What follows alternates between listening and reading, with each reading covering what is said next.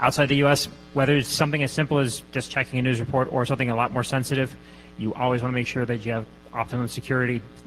Sometimes just to protect from something embarrassing. Other times it can be a much more serious situation. Our next two speakers are here to discuss using travel routers to increase your security on the road. And here they are, Ryan Lackey, Mark Rogers.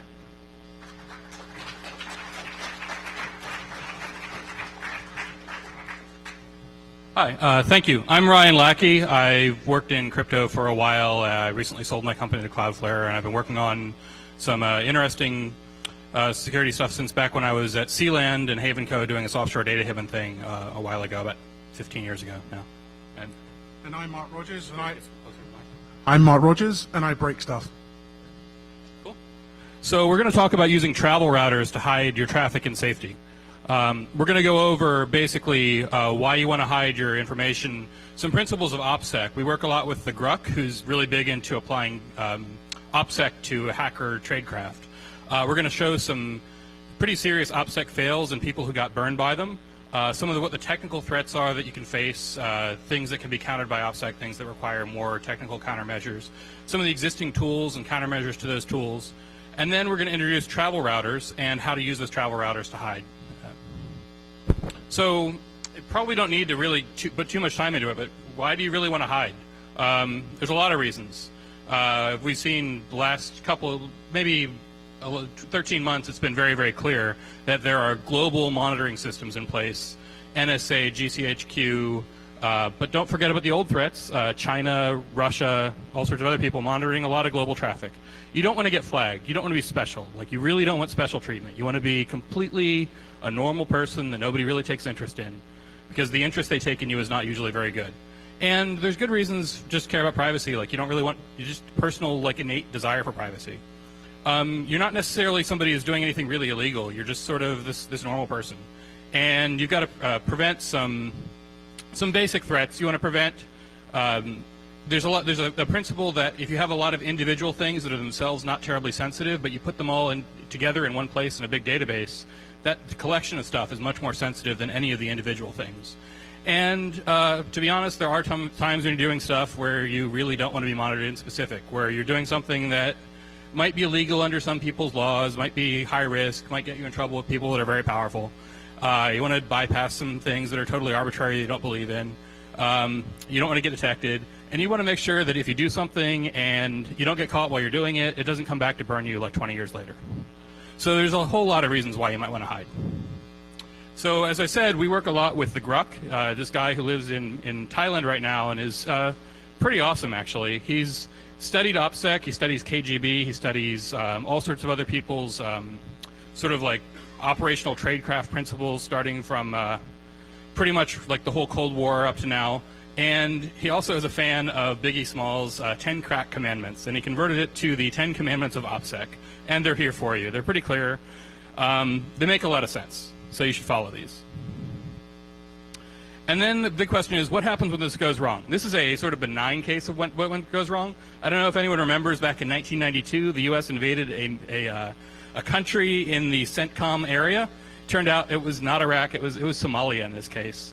And they sent the Marines in to invade. But apparently the journalists knew that this invasion was going to happen on this beach at a certain time. So there were like 200 journalists on the beach with cameras and rigs and everything, and tents all set up. And then you've got these Marines doing effectively an opposed landing into a bunch of press. So it's pretty hilarious to watch this whole thing. Yeah, so I mean that's like the least bad thing that happens when this kind of stuff goes wrong. And Mark will go into some of these. Most of the big busts that we've seen over the last 12, 24 months have been because of basic OPSEC failures. Silk Road, arguably the biggest drugs bazaar, probably the first major online drugs bazaar, $1.2 billion in transactions over 2 years.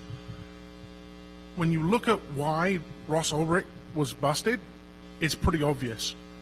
He used his own Gmail when he set up his first account, an account under the name Altoid. He posted jobs for Silk Road to employ people to build stuff under that account. He advertised an early version of Silk Road under that account. he obviously realized at some point that he needed to change things up and that there was a risk, so he then went and retrospectively changed that account to make it anonymous. He changed it to Frosty at Frosty.com. Frosty at Frosty.com then went on to become an admin at Silk Road and was found in the Silk Road keys. He was also seen to post snippets of code to Stack Overflow, asking questions, code that was later found in Silk Road. All of this stuff is really basic. Don't post things using your own name. Don't use your own email address. Don't use your home address. And once you've posted something on the internet, don't think that you can go and change it and delete it, because once it's on the internet, it's out there. That's not how the internet works. Same thing with Sabu. Sabu was busted just at 2 OPSEC failures. Sabu was careful. Sabu spent a lot of his time using Tor. He also spent a lot of his time using IRC. One time he forgot to use Tor. He logged on to IRC using his own details, his home address. That was enough. In today's world, there are people wholesale collecting data just in case. The governments are storing vast amounts of information, and they can retrospectively mine it. So that one time that you log in using your own address is going to be there. And as they search back through history, they'll link it. The other failure was even more basic. If you're going to buy parts for cars using stolen credit cards, don't have them shipped to your home. LulzSec is the same deal. They use personal Facebook accounts to send defacement code. They use their real names as their usernames. They never compartmentalize their stuff. You may be a really cool elite hacker, but if you go and boast that you're a cool elite hacker using your personal account, someone's going to link the two. Separate business and pleasure. Separate your illegal activities from your legal activities. And finally, the jury's kind of out on this last one, Mark Karpeles. I know if anyone here thinks he's innocent, whether he's guilty, but what I do know is when he posted saying that Mt. Gox had been hacked, that it had been taken down using the Bitcoin malleability attack, and that he only had 2,000 Bitcoins left, I and a couple of friends did some very rudimentary tracing using some accounts he'd used before. I don't know if any of you remember when Mt. Gox had its solvency issues the year before, but Mark Karpeles moved around some cash to show that he was actually solvent. And what we did was we went back and we looked at the accounts that he'd moved that cash around to and looked to see what happened to that cash. And what we found was it had been split and moved in some other accounts. And those other accounts held 90,000 Bitcoins. That's quite a bit larger than the 2,000 Bitcoins he was claiming that he had left. And lo and behold, when that accusation was put to him, he suddenly found another 200,000 Bitcoins that he had forgotten about in a wallet. If you're going to steal money from people, at least be smart and try to launder it. So what are the common mistakes and vulnerabilities that we see that are sort of in common from all these things? I mean, of course, the big threat is always insiders. Either there's infiltration of your organization or somebody gets turned. You bust somebody for some minor thing and then you tell them, oh, you're going to go away for 2 or 3 or 4 times longer than you could ever possibly stand, and they roll over pretty fast. Sometimes people just make mistakes. The problem with OPSEC is you have to get it right pretty much all the time, perfectly. And you make a minor mistake when you're up late at night or when you've done a lot of stuff or something complicated, and it's all gone. It's an all or nothing thing, and you can lose it all in an instant. And then there's data leakage. Just the problem is people are collecting and organizations are collecting such huge volumes of data that it's no longer a case of they have to be looking just at the right time when you mess up. They've got everything. So if you mess up one time, even if they don't catch it then, they'll look and they'll find it. So there's also the one of the threats is that people are going to attack your equipment itself. They're going to investigate you. They'll get a hold of your equipment, or they'll get remote access to your equipment. They will look at data that's already on the machine. They'll see if you were using Tor. They'll see if there's any sort of temporary files there, all sorts of stuff like that. There's the fact that there are these global pervasive passive adversaries that are monitoring every single thing. So they can look at backbones. They can look at your local traffic. They can look at the traffic on the remote side. The fact that you might be connecting to servers that are operated by people that are in complete cahoots with whoever your enemy is. If you are connecting to a server in some foreign country, the government in that country is totally on board with the company, is much more likely to side with the organization of the server than you. So if you're sort of like some internet freedom fighter that's going after some infrastructure in, say, Syria, the Syrian government is pretty much, Syrian government, Syrian telco, all those guys are all pretty much one organization. And you might build a threat model around resisting passive threats that works pretty well for you. The problem is there's organizations like NSA that are willing to do a whole range of active plus passive attacks. There's things, the whole quantum series of things that were in the TAO playbook are a combination of a very small active attack combined with a passive attack and passive monitoring. There's malware. There was the attack where the Tor onion router site, the Tor hidden site was compromised with serving malware that would attack specific versions of Mozilla in the Tor browser bundle of people. And there's the fact that they go after the security controls first. They remove your protection first, and then they can unmask you. And then there's, of course, the physical and financial audit trails, all those Bitcoin transaction records, Bitcoin being much more anonymous than a lot of the conventional financial systems. So if you touch money at all, there's usually an audit trail, and it's a very strong audit trail. So what are they looking for? When someone gets hold of your equipment, the first thing they're going to look for is the low-hanging fruit. They're looking for network logs, content, metadata. The reason it's seen as a low-hanging fruit is it's really easy to collect. You're generating metadata every time you use your machine. It's being stored on your phones, it's being stored on your laptops. It's data about data, and it's seen as low risk. Who cares how many gigabytes of data you send as an email? Who cares about how many emails you send? Who cares about the times that you use your phone or the times you access certain accounts? The answer is they do. It may be quite surprising to you, but the vast majority of metadata isn't encrypted, even when you think your device is. There's been a lot of talk, for example, about the iPhone and how easy it is for law enforcement to acquire forensic information off the iPhone.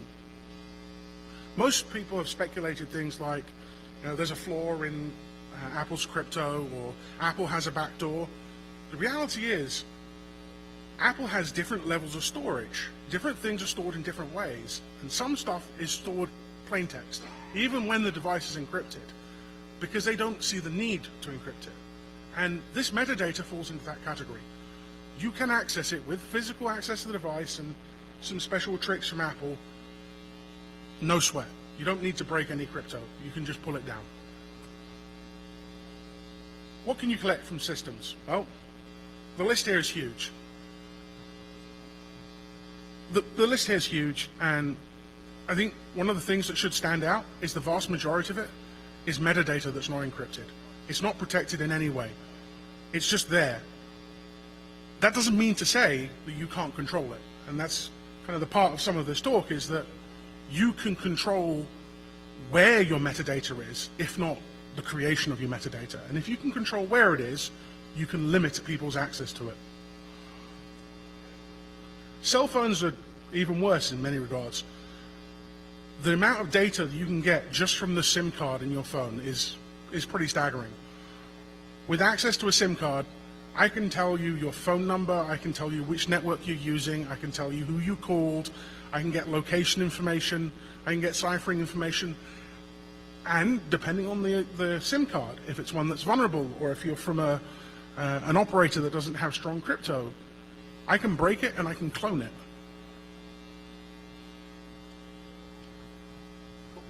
So we're basically in the golden age of signals intelligence. It used to be this really hard thing that was only directed against foreign governments and foreign militaries. Now it's kind of something you can do yourself, or that's so easy for governments to do. The marginal cost of each additional target is so low that they can do it pretty much to everybody. SSL still isn't pervasive. I'm actually working on some stuff personally with some people to get SSL much more widely deployed. There's still like single-digit percentages. Let this sink in.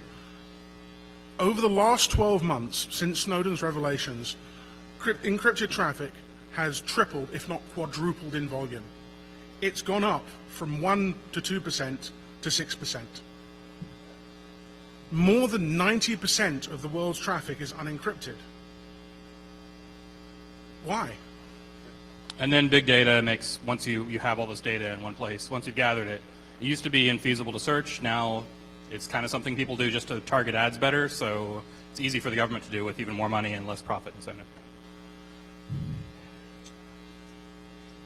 Okay, so there's some specific information that's interesting about monitoring IP networks, which is something I care a lot about.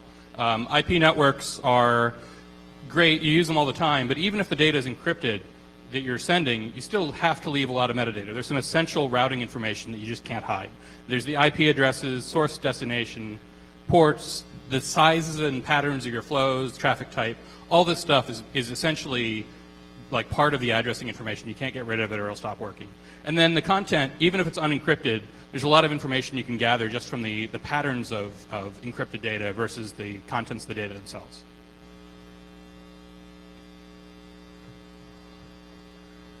Obviously, if you have access to cell phone equipment, you're going to get even more. As somebody who has access to the operator network, you can get pretty much the keys to the kingdom. You have call time, duration, call-on-call party. You have a rough location, not necessarily precise unless it's transmitted, although that is accessible with the operator's cooperation. You have data traffic, SMS traffic, and voice calls. Over the air, it's a little bit trickier. You can get the IMSI. Everyone's heard about IMSI catchers. They're being deployed everywhere at the moment. What most people don't realize is just how sensitive the IMSI is. The government treats the IMSI as unsensitive metadata. You don't need a warrant to seize it. Stingray devices are being deployed all over the place. The reality is the IMSI is a unique identifier that's attached to you as a cellular subscriber. With the IMSI, I can track your phone. And it doesn't take a lot of equipment to do that. A colleague of mine, Kristen Paget, demonstrated at DEF CON that just for a few $100s, you can build an IMSI catcher to track people. The reality is it's actually got even cheaper, because now we have these things called femtocells. And what a femtocell is a cell base station in a small box. It's the Wi-Fi router equivalent of the telco network. And these things aren't secure. Well, some of them are secure, but they're not that secure. And if you route a femtocell, or if you modify it in any way, you have a cheap IMSI catcher. In fact, more than that, you have an active base station attack. Something that previously you could only buy for $200,000, now you can buy at Walmart for about $100. What can you get with a man in the middle? Well, you get full precise location. You get data, you get voice, you get SMS traffic, and you get to substitute traffic with your own. That means you can pass malicious payloads to the browsing device. It means you can see what the user's doing. You can listen to what the user's saying. Pretty much as the operator. In fact, I would argue more than the operator, because you have the opportunity to do stuff that the operator wouldn't do because of legal constraints.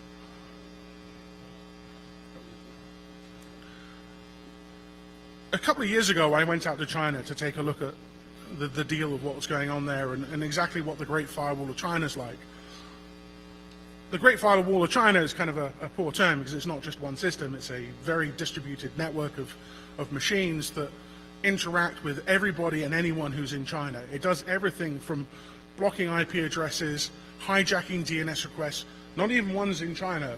If you come too close to Chinese IP space, they will substitute some of your requests. It filters by keyword. It does deep packet inspection for plain text, looking for forbidden words or forbidden strings. And most recently, in 2011, it developed the ability to look for Tor. And what they did was they built a signature detection system that looked for the handshake, the ciphering handshake that Tor did, and if they detected it, it then actively scanned the IP address they suspected and spoke Tor to it, and set up a one-hop onion circuit to validate that this was truly a Tor bridge or a Tor node. and then blocked it. That's pretty advanced stuff and a major setback for people who love privacy, like me. So the good thing is you don't have to rely on having perfect OPSEC 24/7, 365 to defend yourself. There are actually some tools out there that make things a lot easier. Oh, we're going to have the slides on. You don't need to. We'll have the slides up. So we're going to have. There's a bunch of tools that'll help users protect themselves. Some of these things are just regular tools that you happen to use versus other tools that are just safer to use. There's other tools that are not really so safe in their default configuration, but we can tweak them with some new settings to make them a lot safer. And then there's a bunch of tools that people have been working on really for the past maybe 15 years, but especially in the past 5 or 10 years, to sort of intentionally hide information and provide privacy. Not merely hide content, but also provide anonymity. There's some great things. Tor is probably the most successful to date, and there's a lot of other good work. And then we're introducing some new tools that are software and hardware. To start with, there's the tools that are a little bit more privacy protecting by default. There's some basic characteristics that will make a tool, I would say, generally more privacy protecting, or at least amenable to privacy than other tools. Message-based systems like email versus chat, or email versus live stream, things like that, are just generally much easier to secure. You can add latency. One of the big attacks on all these systems is you can correlate when someone's online, when they're using the traffic, and when their traffic is spiking on their local network link with a remote node. If you send email, there's less of a direct correlation, especially if it's got intermediate systems. If you've got a peer-to-peer system, it's decentralized. You don't have a single organization that has everybody's records to go after legally or extra-legally or illegally. And it's also why Bitcoin is so awesome compared to a lot of the existing financial systems.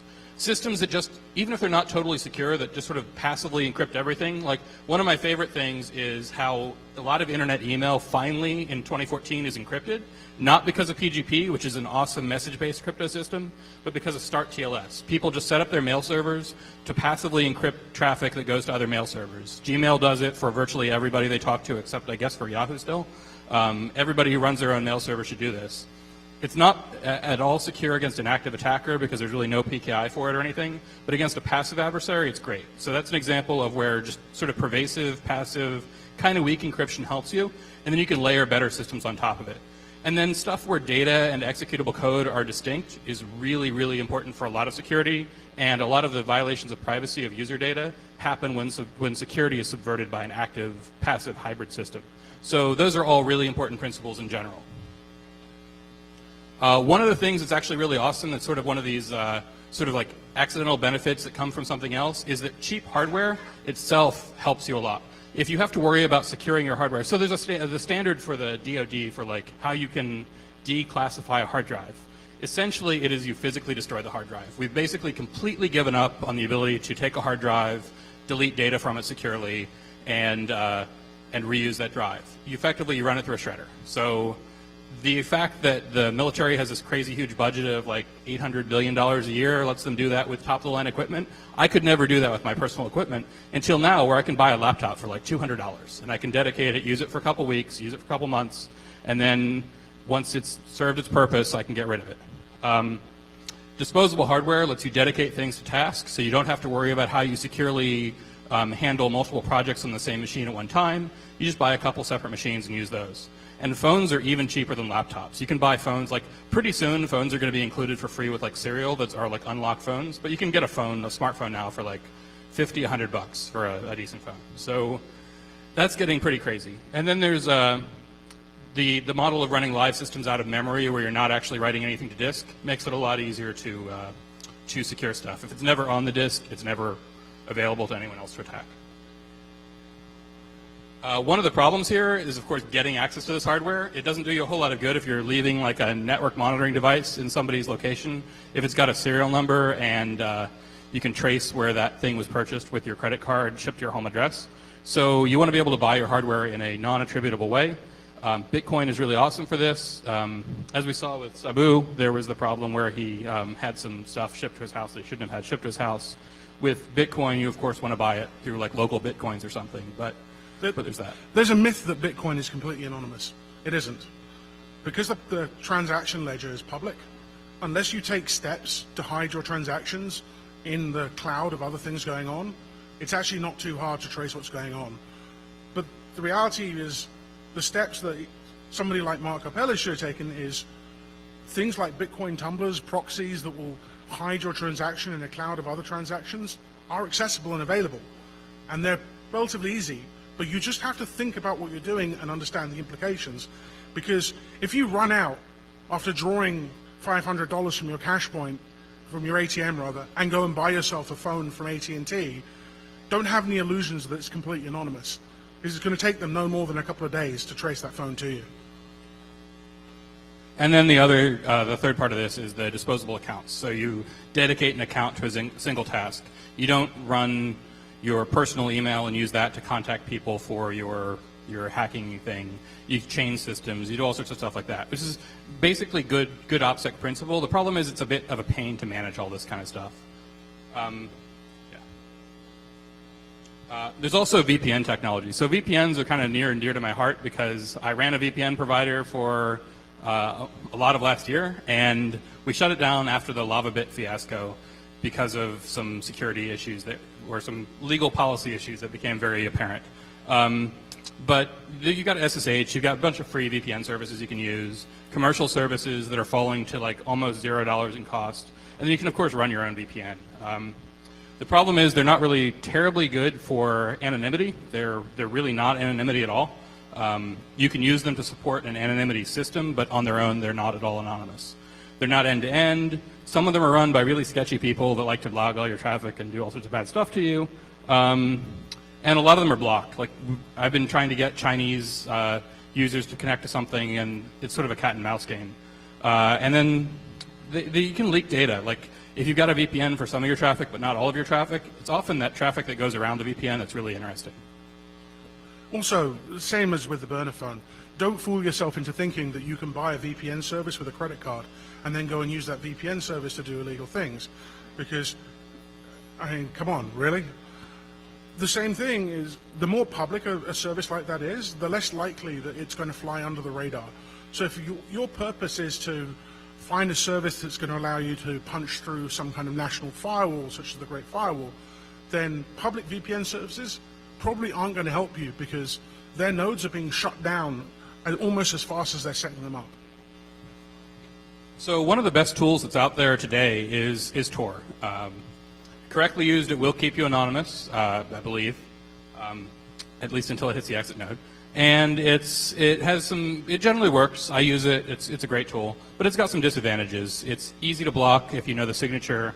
A lot of people are looking at it because it's a really interesting academic project as well as a useful tool. It's not terribly performant, and it's pretty complex. So there's a lot of potential for error, especially if you run it on your local computer with all of your sensitive data on it, not dedicated to the task. DPI and active network analysis are the greatest enemy of it. And luckily, the Tor community has a lot of great developers that are working on ways to mitigate these disadvantages. The best thing is actually to run like format transforming encryption or pluggable transports to change the way that Tor traffic looks to the outside world as it transits. They've been working on this for I think 3 or 4 years now, at least, and it's pretty effective. And we'll go into that. So what the Tor project realized is that we're in a world where we have access to tools that can analyze big data. We can now take huge swaths of data and look for signatures, patterns. We can look for ways to attribute the types of services sending these things. And that means that for our traffic to stay hidden in this giant cloud, it has to become a moving target. We have to come up with ways either to hide the tree in the forest, or we have to come up with ways to make sure the tree is constantly changing shape so that when they look at it, it's a bush, now it's a blade of grass, now it's another tree, now it's a bush, and that way no one can pin it down and track it. And that's where the pluggable transport concept is fantastic, because it's dynamic. It means you can load different modules. Right now, there's 7 live pluggable transports that you can use with Tor. There's OBFS proxy, there's Flash proxy, format transforming encryption, Scramble Suite, Meek, OBS4, OBFS client, and then I think there's like 3 others which are coming live. OBS4 is by far the most popular, although format transforming encryption is probably my favorite. OBS4 is basically just an encryption layer on top of Tor TLS. It negotiates the session keys and encrypts everything between the client and server with no plain text headers. By stripping out the plain text headers, you remove the opportunity for signature detection. It's just random data that they see, makes it very difficult for them to say, this is anything. It just looks like noise. There's a visual representation here which shows the difference between ordinary Tor traffic and OBS3 traffic. I couldn't find a representation for OBS4. Essentially, it just adds additional layers onto it, but packages it inside an encrypted tunnel that makes it impossible to see. Scramble C is another transform which aims to make it look like uniform random bytes. Similar to OBFS, it offers a few, but it offers a couple of extra features. It randomizes the size and the timing of packets, and the server also resists active probing by requiring a secret key from the client before it will respond. This is in an attempt to resist the active probing done by the Great Firewall and other sensor systems that are coming online. Flash proxy allows the creation and utilization of very sudden, short-lived JavaScript-based proxies. They don't do much to try and hide it, but they set it up in a way that you can just create a cloud of browsers and have them just create a Flash network very quickly, put it up rapidly. Doesn't matter if it gets found, because hopefully you've used it by then and it can pop up another one, and new ones can come up as fast as old ones are taken down. Format transforming encryption is my favorite. This encodes data in a way that it matches an arbitrary regular expression. The idea is they've looked at how most of these censoring systems automatically identify traffic and attribute it to a type of traffic. Most of the time it's just a regular expression that looks for particular byte sequences or looks for particular keywords, and they map it to various things. So the example you can see below is they've encoded the Tor traffic so it looks like SSH traffic. It's not perfect. It doesn't stand up to manual scrutiny, but it does fool automatic systems. And at the end of the day, we know that manual inspection of this traffic is too expensive. They can't afford to manually inspect everything. So they rely on their automated systems to flag things of interest and drill into it. So long as you can do something that keeps you under the radar, that avoids the manual inspection, it doesn't matter if it doesn't stand up to manual scrutiny. And one of the disadvantages for the attacker is that those automated systems have to run incredibly fast. They're running on 10 gigabit Ethernet links, multiple links, and they can't add too much latency to the system. They have to be reliable and everything else. I've worked on a high-speed proxy that needs to do the same kind of thing, and we worry about microseconds. So you really don't have a lot of processing time to do this kind of pattern matching in IDS. We'll put the rest up in the slides and you can skip through. One last one I particularly like, Banana Phone. What Banana Phone does is it takes a literary construct, a library of keywords, and it uses that to disguise it as something that resembles natural language. Again, if you look at it, it doesn't stand up to manual scrutiny. But when it comes to automatic detection, it's going to be very hard for the system to flag it. And there's an expansion factor, of course, so there's inefficiency, but again, you've got really fast links now because stuff is so cheap and there's video streamed to your devices, so you can afford a 100-time expansion factor if you're sending text. So outside of the Tor world, there are still a bunch of great tools. There's some that have been around since, I think, 1998 was when DNS Tunnel was proposed on BugTrack, which I actually remember, and there's HTTP Tunnel. There's various other systems that effectively tunnel one kind of traffic in another kind of traffic. The idea being that, well, DNS Tunnel has a couple purposes. DNS Tunnel is also so you don't have to pay for internet at your hotel. You can bypass the authentication thing. But it also means that DNS traffic isn't usually very suspicious, so people just sort of let it go by.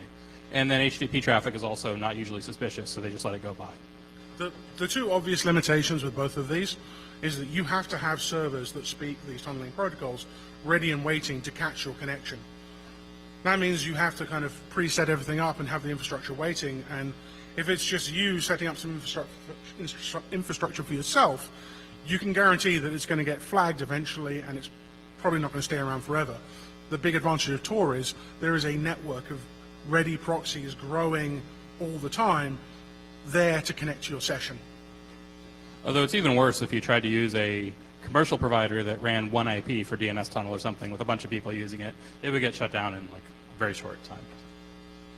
So the problem we see all here is that there's really no silver bullet. All this stuff is hard. There's a bunch of incremental things that'll give you small advantages. They're hard to use. And if you screw up, there's a lot of bad stuff that happens to you.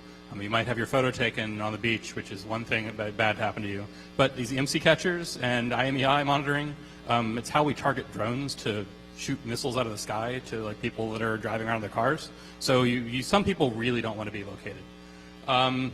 So it only takes one mistake to screw up, and it's really hard for humans to not make mistakes. It is, however, really easy for computers to only make the same mistake over and over again and not make new mistakes each time. So we think there's an opportunity to use software tools to sort of automate the meta process here for all this stuff. One of the ideas behind the concept is we can't solve all of the problems. You're going to end up with a system that's so complex that by the time you've created it, some part of it's going to be obsolete and not worthy. But what we figure is if we aim at the low-hanging fruit, the stuff that there is tools and technology, for example, like Tor, out there to solve, you can solve 50 or 60% of the problem of reducing the metadata. And that allows you to spend the rest of your time and focus all of your energy on the remaining section, which means there's less chance of mistake. You're not going to make a mistake in the bit that's being done automatically. And hopefully you can put some additional effort into ensuring that the bit you do is done right. So we thought about this. I've been working on this since kind of October 2010, and thinking about it, talking with Mark, talking with Grok and a few other people, trying to figure out what the best approach to solve this is. Everyone's moving to the cloud for everything, but this is one of those things where you actually can't use the cloud as your only solution because what would you connect to, and it's the whole monitoring problem, so it doesn't make any sense.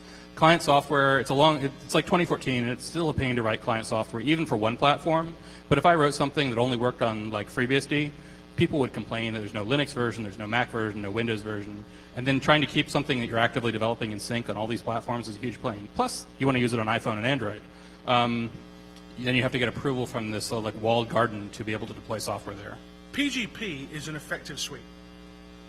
You use it right, it effectively encrypts your encryption, yet its adoption rate is terrible. Most places, the only reason it gets used is because it's mandated. Various companies insist that you have to use it as part of their policy. How many of you know people who aren't in our community, who aren't geeks, that use PGP at home? Almost none. Why? Because there's an overhead in getting this thing set up and managing it and using it. I actually, in my day job, work in the cell phone business, and we did a survey not too long ago on a really simple security measure, the PIN code on your phone. How many people do you think implement a PIN code on their phone? The answer is roughly 50%. And the reason given, the number one reason, is four-digit PIN is too difficult to manage. So there's cool stuff like the Tor browser bundle, which sort of has the same problems as client software. And some of the most secure systems we have right now are VM or bootable image systems like Tails. They work pretty well. It's still a pain to have to run VMs on your system and everything else. You have to use different tools inside the VM, and it's kind of clunky. And it doesn't work on mobile phones or tablets. There still, surprisingly, is no great virtualization system for mobile phones. I'm really surprised by that, but it doesn't exist yet. And the other option is to use dedicated or disposable hardware. So you've got your work laptop, your personal laptop, your secret project laptop, your other malware analysis laptop, and pretty soon you're not going to be like carrying this stuff around with you. And what happens if you're out and you only have one of your laptops and you need to use your other laptop to do something? It's just, then they can just find the guy who's carrying 5 laptops and pick him up. So it's not really so great. So we thought about it, and we thought about what is the small device that you want to have for some other benefits that you carry around with you or could carry around with you everywhere that will actually be able to run all the software, all these tools on the device. And we thought that a custom secure travel router is actually the sweet spot for all this stuff. It mitigates a lot of the disadvantages of this stuff and is an easy way to deploy these tools. The reasons travel routers are great, they're super cheap. I remember when travel routers were something that was about the size of a hardback book and it cost a couple $100. Now you can go and buy little routers from TP-Link for about $20 to $25, which run Linux and which are flashable and which have all the hardware features that you might want to take advantage of to do something cool. Yeah, people use these when they go to hotels and they want to share their network with their cell phone, their Kindle, their tablet, their like wife's computer, their computer, all these like 5 or 6 devices, and they get charged per MAC address by the hotel or per connection. Or if they want to have a cell phone connection, they want to share it with a bunch of devices. So there's actually pretty good reasons to use these things that are totally unrelated to security. So that's why they're so cheap. They're not a security product. They're a save you money on paying for Wi-Fi at hotels and make it easier to connect product. So they're really price sensitive. They're made by these Chinese companies that make them super cheap, and they're everywhere. Of course, the other advantage is, if you're going to use something as a hardware security product and you're going to take it into hot zones like, for example, China, you don't want a security product that screams security product. Because if you take out something that looks like a spy tool and you set it up in your hotel room, you can pretty much guarantee you're going to get a visit from the PLA within a few minutes. Using something that almost every other business traveler has, or at least looks like something that every other business traveler has, and stands up to some reasonable scrutiny, is a massive advantage. And the other advantage for us is that they're actually really easy to program for. They're system on chip, they're Linux-based, there's OpenWRT, there's DWRT. They're really simple to work with. They're not as simple as like general purpose computers, but they're still pretty simple to work with. You can't really self-host the development environment, but if you're familiar with Arduinos and with Raspberry Pis and things like that, then it's pretty easy to do all this stuff. So we weren't the only people who ever came up with this idea. There's actually several projects in this space. Of course, there's the Pogo Plug, which is sort of like a plug-in wall wart kind of company that used to be for sharing USB drives. They came up with something called the Safe Plug, which is a device that's not really portable. It's designed for home network connection. It runs basic Tor, doesn't do pluggable transport. It's pretty basic. I've never actually seen one in person. There's the Onion Pi, which Adafruit, which is this awesome New York-based hardware hacker company, has. It's really a Raspberry Pi plus a bunch of other stuff. And as far as I can tell, it's as much a learning tool for people to really experiment with the Raspberry Pi to do a practical thing as it is a finished product. But it's a pretty awesome tool. It's very configurable. You should totally check it out. And then there's Portal, which the Gruck, this awesome hacker, came up with. I think 2011 was when he started working on it, maybe a little bit before. Basically, he started out really focused on Tor and pluggable transports. And when I found out this thing existed on the internet, I mailed him and I met up with him a couple times and talked with him about it. It does a lot of what I want, and it's a lot of the hardware that I want, but it doesn't really have all the tools. So he was limited in his bandwidth to sort of work on the tools. So we worked on it together, which is great. But it didn't do enough, so we hacked it. And now? So we've been working on it for a while. It's basically dedicated hardware. It's a Qualcomm Atheros AR9331 chipset with 64 megs of RAM and 16 megs of ROM. It's a pretty low-end computer. It's a 400 megahertz, like MIPS 24K, but for what we need, it's pretty awesome. We built some images for it. It's got Ethernet ports, USB ports. The idea is that it has multiple network interfaces, some of which are on the high side or the unencrypted side, the raw data side, some of which are on the public side where only encrypted traffic is going, so you can keep those separated in the device itself. It's got a USB port, so you can plug in a 3G or 4G modem. The cool thing when you go to China is you can actually buy or rent or buy a cheap USB modem plus like a week of service for like $20. So instead of worrying about roaming cellular phones, you just buy one of those things, plug it in, use IP services for everything. And rather than just working with Tor itself, we added a lot of other transforms and tools to it. So we built a GUI for it, make it manageable, everything else. The idea behind it is to take all of the flexibility and simplicity of a travel router, the power of something like Tor, pluggable transports, and to make it really easy to use. So you can simply go in, set it up, choose which transports you want to use, enable them, and run them. But most importantly, something that's pretty simple and gives you a very visual confirmation that it's functioning and it's doing what it's supposed to do. Because one of the biggest issues I have with Tor is that sometimes your circuit can go down and before you're realizing it, you're actually sending stuff out over the browser and it's not encrypted. And sure, you can check it by going and checking what your IP address is and seeing if it's one of the Tor ones, but the reality is it's not hard to make a tool that does that and have it flag you the moment something goes wrong. And the nice thing about it being a physically separate device is it's really easy to conceptually understand. It's really hard for me to understand what a piece of software is doing when it's on a machine, especially if it's running like Mac or Windows or something, and I don't really understand every piece of software on that machine. There's all sorts of stuff that can interact. If it's a piece of hardware that only connects by one cable and you pull the cable it's not connected. So that's a very simple principle. And I did some defense contracting, and I saw how the government side of all this stuff works.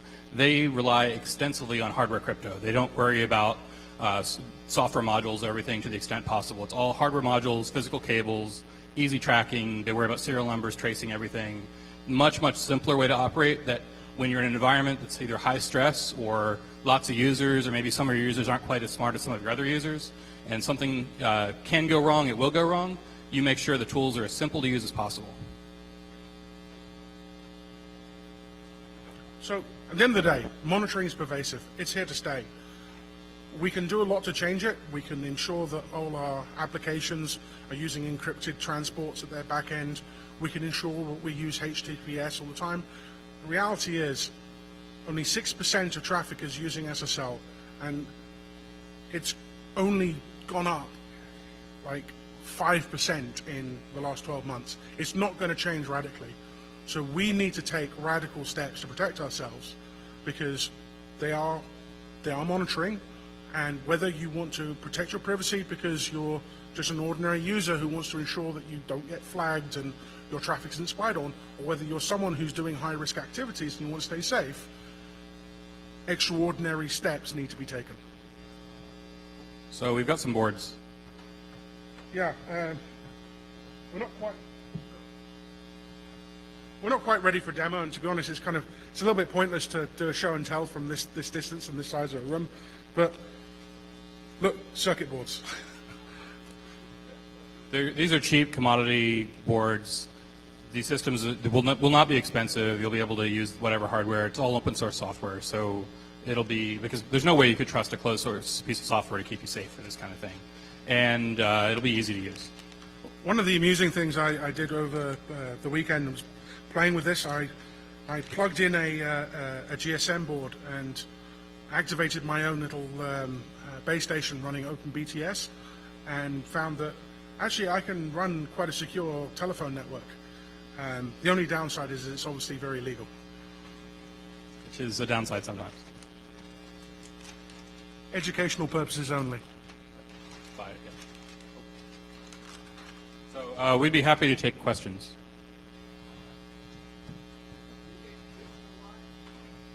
No comment.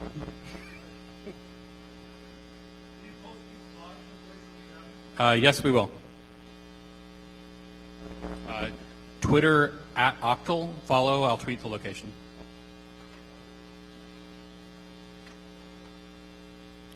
Thank you very much.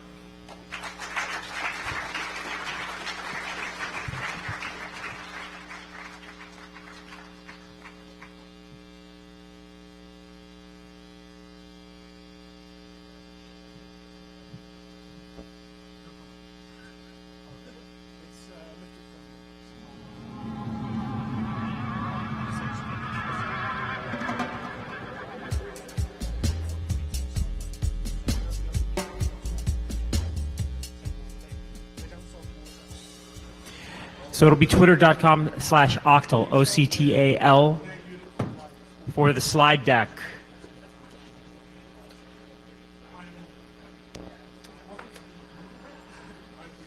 One more thing tonight will be coming up shortly. Just as a friendly reminder, you know, it's very easy to lose track of time when you're at these events. This is just something that'll help remind folks.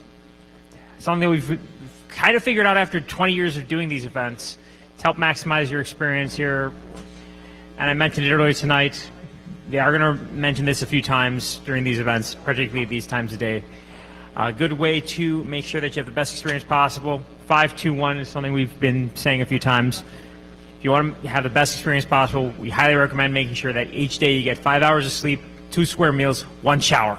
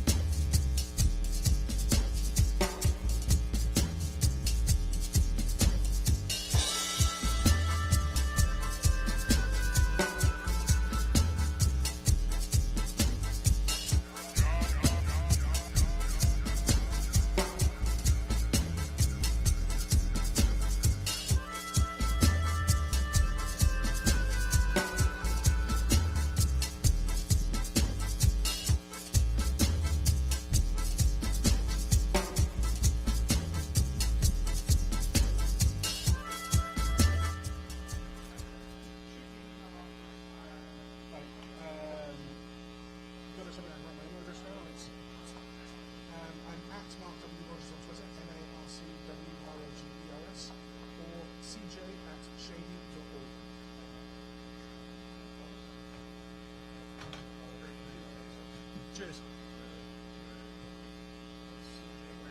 Shady.org.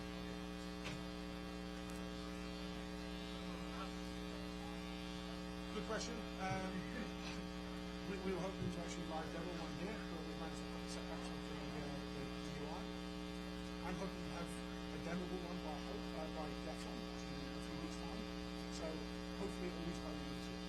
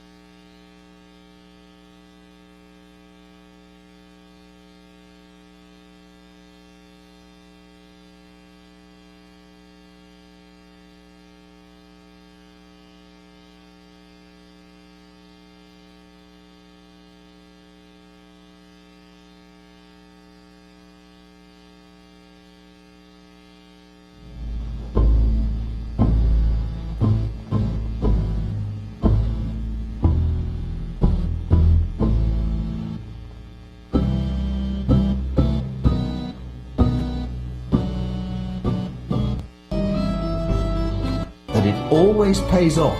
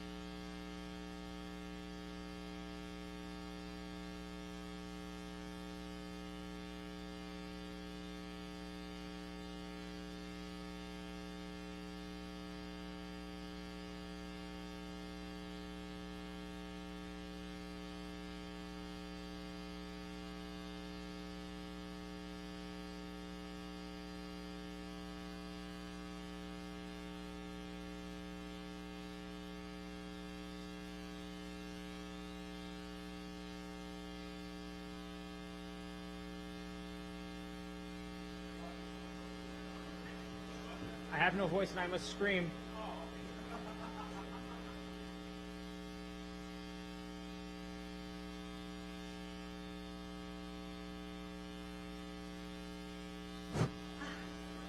Okay.